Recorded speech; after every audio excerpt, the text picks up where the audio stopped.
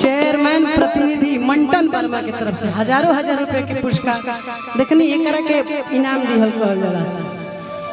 कि झूठा हो के गलबू सोना अरे हाय कुल बाबा लोग के झमेला ए बाबा कोई नहीं ठोकत रहन